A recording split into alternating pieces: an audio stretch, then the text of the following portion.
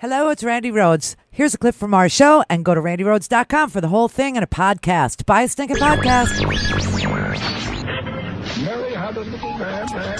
The fault. We believe that all men are created equal. To the magnificent mosaic that is America. From radio beacon to radio beacon. I have a dream today. Change has come to America. Believe me. Knock, knock. Who's there? It's a figment of your imagination. Randi Rhodes Show. Turn up your mind. This morning by the letter Q, as in the letter on the T-shirts of Trump supporters in Tampa, the letter on signs like the one you're looking at saying, "We are Q." So what is Q? You should instead be asking, who is Q? Q is an anonymous user who started posting cryptic messages in the dark fever swamps of the internet last year. Somebody claiming to be a high-level government official with top security clearance, sharing what Q calls breadcrumbs about the so-called deep state supposedly conspiring to take down President Trump. So this QAnon conspiracy theory network then tries to follow those crumbs, those conspiracy clues, and floods YouTube and other sites with what they found. In this fringy alternate universe, senior Democrats run a secret child sex trafficking network. In the real world, they do not. In this alternate universe, the special counsel investigation is actually just a cover to really take down Hillary Clinton and Barack Obama because they were corrupted by the Kremlin. Another conspiracy theory. And the hot topic right now for QAnon, that the military convinced Donald Trump to run for president in 2016, part of a long game so the president and his military allies can now take down the deep state. Oh, my God. See, here's the thing. The difference today is that these fringe theories ricocheting off the shadowy corners of the internet are now starting to see the light of day, like Q supporters showing up at rallies like last night's. Yep. More traction after some famous faces, Roseanne Barr, Curt Schilling, the former major leaguer, brought up some of these conspiracies online. It is so freaking frightening. And I got to tell you, it all started on October 6th, 2017. The day was over at the White House. All the reporters thought that their day was done. And then Trump puts out a call to the press to come, to go to the East Room. And he assembled all his team it was like 8 o'clock at night. And Melania was there too. And he started talking in cryptic messages to this cult and started talking about the coming storm, which is what started this in the first place, that Trump was signaling to them that there was this big storm coming. This was in the Washington Post on October 6, 2017. It was written by Jenna Johnson. And she said the day was supposed to be over. At least that's what the White House communications staff told reporters Thursday evening as President Trump retired to the state dining room for dinner with his top military commanders. And then unexpectedly, he summoned the press back into action. He calls the communications, it was Hope Hicks back then in the day, and said, get all the reporters here. And at 7:18, sorry, I thought it was 8. At 7:18, reporters were led into the lavish dining room where the military senior leaders and their spouses were lined up on either side of the president. First Lady Melania Trump was also there in preparation for a formal group photo. And Trump actually started talking about that maybe this is the calm before the storm. And Q was born. Watch. You guys know what this represents? Well, maybe it's the calm before the storm. What's the storming? Could be the calm before the storm. What storm is We have the world's great military people in this room, I will tell you that. And we're going to have a great evening. Thank you all for coming. Thank you. What storm, Mr. President? You'll find out. Give us a hint on your decision. Thank you, everybody. What storm, Mr. President? You'll find out. What kind of leadership is that? Everything is, we'll see what happens. You'll find out. You know why? Because he's a reality TV star. And everything is tune in next week. Everything for him is about viewership. Everything about, what he said. I mean, and so the reporters were writing this on that day, and they were saying it felt like the opening scene of an action movie. The president stiffly rotating from side to side, surveying the country's military leaders and providing an ominous hint that something would soon unfold. He wouldn't say what, but it seemed clear that it wouldn't be anything good. Maybe something involving North Korea, maybe something involving the Islamic State terrorist organization, maybe something involving Iran, or maybe not. The reporters could not figure out what this was about. And so the reporters, one of them you heard was from NBC. What storm, Mr. President? What storm? Another reporter. What storm, Mr. President? You'll find out. Thank you, everybody. You'll find out. Well, the press corps went to the press briefing following, and Sarah Sanders was asked, what the hell was that last night? What is he talking about? The calm before. You guys know what this represents? Well, maybe it's the calm before the storm. What's the storming? Could be the calm before the storm. What storm, Mr. We have the President? world's great military people in this room. I will tell you that. And we're going to have a great evening. Thank you all for coming. Thank you. What storm, Mr. President? You'll find out. Give us a hint on your answer. Give us a hint. Thank you, everybody. Okay, so nobody understood that. And so they went to the press briefing the next day. And they asked Sarah Sanders, what did he mean? What storm? And Sarah Sanders' answer was, we're never going to say in advance what the president's going to do. And as he said last night, you'll have to wait and see. And so the reporter started pressing her, how seriously does the country need to take these comments that this great storm is coming? They were saying, was it a joke? Was he serious?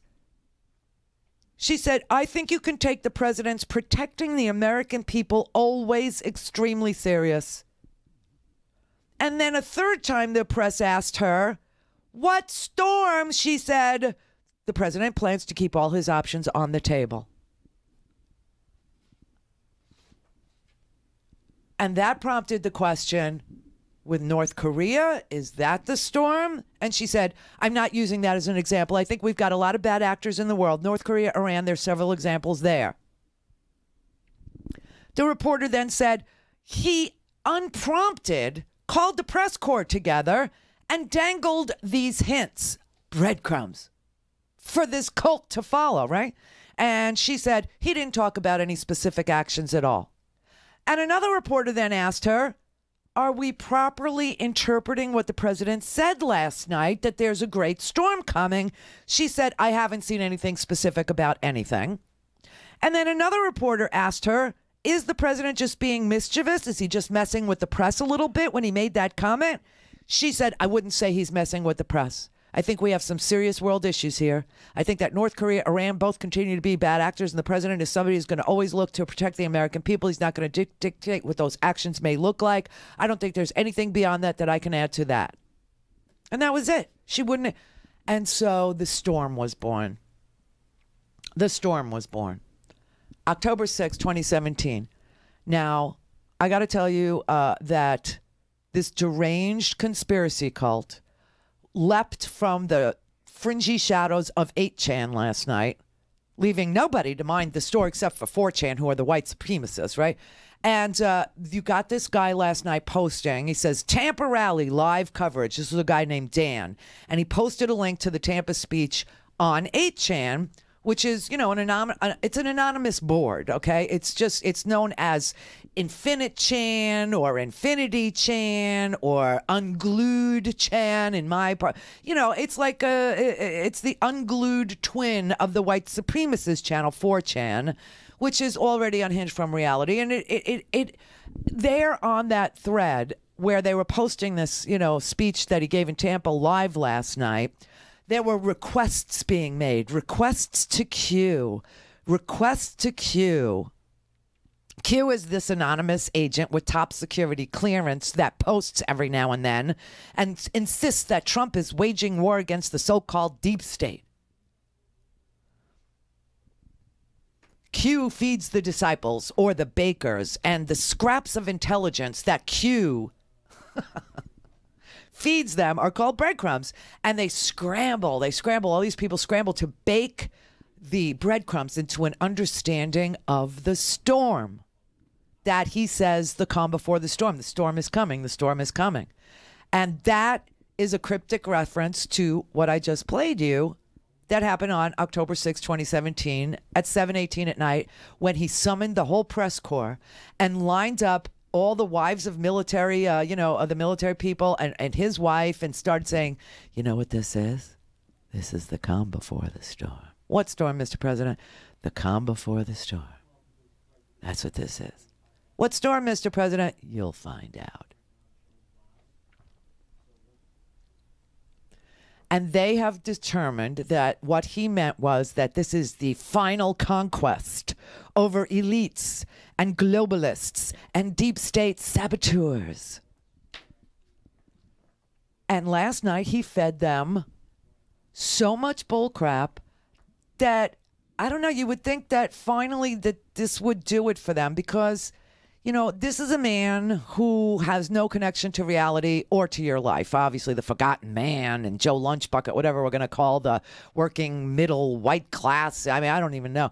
But last night he started feeding them more about, why we need to put more restrictions on access to the ballot box, right? This is a guy who started the whole conspiracy that millions of illegals voted for him. And then remember, he hired Chris Kobach from Kansas. Mike Pompeo is also a congressman from Kansas. And Mike Pompeo was the head of the CIA for a brief moment. Now he's our Secretary of State, congressman from Kansas. Well, Chris Kobach was put in charge of finding out where all these illegals were voting and to put things in place. And of course, his little, group found nothing. They found no voter fraud. I mean, like none. One woman in Texas, I think, they found that voted like 5 times because, I don't know why. But they found that one woman and nothing else. So they disbanded his illegal voter, inquiry because Chris Kobach found absolutely nothing. But he started it up again last night because why? Because the midterms are coming. 97 days, everybody. 97 days. In some states, Democrats are even trying to give illegal immigrants the right to vote. They want to give them the right to vote. That is not happening. And what about all of those people that are waiting online for 7, 8, 9, 10 years, trying to get into our country? They don't have the right to vote. We believe that only American citizens should vote in American elections.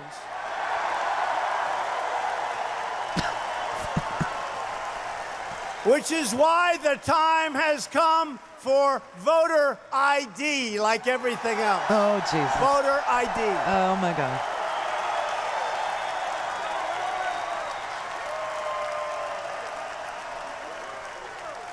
If you go out and you want to buy groceries, you need a picture on a card. You do? You need ID. You go out and you want to buy anything, you need ID and you need your picture. In this country, the only time you don't need it, in many cases, is when you want to vote for a president, when you want to vote for a senator, when you want to vote for a governor or a congressman. It's crazy. It's crazy. He's crazy, and he's feeding crazy people crazy breadcrumbs. Only American citizens can vote in American elections. And I don't know, unless you consider groceries like, I don't know, vodka and cold medicine, you don't have to show any ID to buy groceries. You could go buy your broccoli. Nobody's going to ask you for ID. I don't even understand how the ordinary working people that were there last night, almost all white except for a few brownish people that were scattered in, and one, of course, is this crazy Yahweh bin Yahweh cult member, Michael the Black Man, who is always at his rallies. I wonder if he pays Michael the Black Man, who, by the way, has been investigated for many times for many, many different crimes. And in fact, the guys from this cult, Yahweh bin Yahweh, are in jail for the rest of their lives. You know why? They beheaded a man in the Everglades. Oh, yeah. And Michael the Black Man has also been charged with, grand theft, larceny, and some other things.